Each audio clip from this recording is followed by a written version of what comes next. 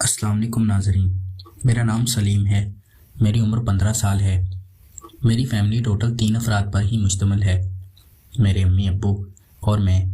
मेरे अब्बू ज़मींदारा करती हैं और हमारी काफ़ी सारी ज़मीन थी। मेरे अब्बू एक जागीरदार हैं और हमारी रहाइश सिंध की है। हम सक्कर शहर में रहते हैं और वहाँ पर हमारे काफ़ी सारी ज़मीन थी। हम पंजाबी थे लेकिन मेरे दादा सिंध के थे, इसलिए हम वहाँ पर ही आ गए थे। वहाँ पर हमारी काफ़ी सारी ज़मीन निकल आई थी। मेरे अब्बू फसलों में काम करने जाते थे तो मेरी अम्मी भी उनके साथ चली जाती थी। लेकिन एक ऐसा बुरा दिन आया कि मेरी अम्मी को खेत में ही किसी जहरीले सांप ने काट लिया था, इसलिए मेरी अम्मी मौका पर ही दम तोड़ गई थी। अब मेरे अब्बू 40 साल की उम्र में ही अकेले हो गए थे। मैं माँ बाप का इकलौता बेटा ही था। अब्बू मेरे से बहुत प्यार करती थी। मैं स्कूल में पढ़ता था और अब्बू मेरा ख्याल नहीं रख पाते थे क्योंकि अब्बू काम पर होती थी, इसलिए मुझे किसी माँ की ज़रूरत थी जो मेरा ख्याल कर सके और मुझे खाना वगैरह बना कर दे सके। मैं अब्बू का लाडला था, इसलिए अब्बू चाहते थे कि मैं दूसरी शादी करूँ। मैंने भी अब्बू को कहा था कि कोई अच्छी सी लड़की ढूंढकर आप शादी कर लें, क्योंकि मेरे अब्बू भी जवान ही थे और उनकी उम्र अभी तक 40 साल थी, इसलिए मैंने अब्बू को इजाज़त दे दी थी। लेकिन मैंने ये कहा था कि मेरी सौतेली माँ मेरी पसंद की होनी चाहिए, क्योंकि मुझे भी शादीशुदा औरतें काफ़ी पसंद थी और मैं चाहता था कि मैं अब्बू के लिए कोई खूबसूरत सी औरत ढूंढूं। अब्बू भी मुझे साथ ले जाते थे। अब्बू जहाँ भी अपना रिश्ता देखने जाते तो मुझे साथ लेकर जाते, ताकि मेरे लिए कोई सौतेली माँ आ जाए और वो मेरा काफ़ी ख्याल रख सके। एक दिन मैं और अब्बू गाड़ी में एक रिश्ता देखने गए तो अब्बू को वो औरत पसंद आई थी।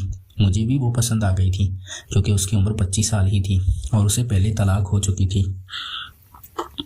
दिखने में काफ़ी खूबसूरत थी। मैं तो अपनी सौतेली माँ को देखता ही उस पर फिदा हो गया था। मैंने अब्बू को मशवरा दे दिया था कि अब उससे शादी कर लें। मेरे अब्बू मेरी सौतेली माँ से शादी करके घर ले आए थे। मेरी सौतेली माँ बहुत खूबसूरत थी। अब्बू ने पहली रात ही मेरी सौतेली माँ को काफ़ी खुश कर दिया था, इसलिए वो अब्बू से राज़ी हो गई थी और मुझे भी काफ़ी प्यार देने लगी थी। अब्बू ने मेरी सौतेली माँ को समझाया था कि सलीम मेरा इकलौता बेटा है और मेरी सारी जायदाद का मालिक है। अगर तुम उसे नाराज़ करोगी तो तुम मेरे से भी हाथ धो बैठोगी। मेरी सौतेली माँ काफ़ी समझदार थी और वो मुझे शुरू में ही प्यार देने लगी थी, लेकिन मैंने उसको कह दिया था कि मैं तुम्हें अपनी माँ का दर्जा कभी भी नहीं दूंगा, बल्कि हमारे दरमियान दोस्ताना ताल्लुक़ होगा। मेरी सौतेली माँ भी इस बात को मान गई थी, लेकिन वो कहने लगी थी कि तुम मेरे बेटे ही हो, क्या हुआ, मैं तुम्हारी सगी माँ नहीं हूँ। लेकिन मैंने उसको कहा था कि नहीं, मैं तुम्हें माँ का दर्जा नहीं दे सकता। मेरी सगी माँ तो इस दुनिया से चली गई थी। अब मुझे सौतेली माँ की ज़रूरत नहीं है। मैं फ़िलहाल अपनी सौतेली माँ को परेशान करना चाहता था, क्योंकि वो बहुत खूबसूरत लगने लगी थी और मेरा दिल था कि मैं भी उसके ऊपर हाथ साफ करूं और अपनी ख्वाहिश को पूरा कर लूं, क्योंकि मैं भी 15 साल का हो चुका था और मेरे दोस्तों ने मुझे ख़राब कर दिया था। मेरे दोस्त बार बार मुझे कहते थे कि तुम्हारी सौतेली माँ तो इतनी खूबसूरत है, तुम उसके साथ क्यों नहीं कुछ कर लेती। इसलिए मेरा माइंड भी चेंज हो गया था और मैं भी अपनी सौतेली माँ पर आशिक हो गया था। मेरा दिल था कि मैं उसके साथ कोई काम करूं, लेकिन अब्बू बहुत सख्त थे, इसलिए वो मुझे इजाज़त नहीं देते थे। अलबत्ता मेरी सौतेली माँ मेरे से डरने लगी थी और मेरे हर हुक्म की तामील बजा लाती थी। एक दिन अब्बू खेतों में थे।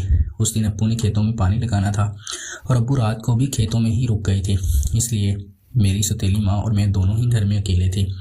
मेरी सौतेली माँ मेरे लिए दूध गर्म करके लाई। इत्तेफाक से उनसे दूध हाथ से गिर गया था और मेरे ऊपर पड़ गया था। दूध गर्म था, इसलिए मुझे कुछ जख्म हुआ था।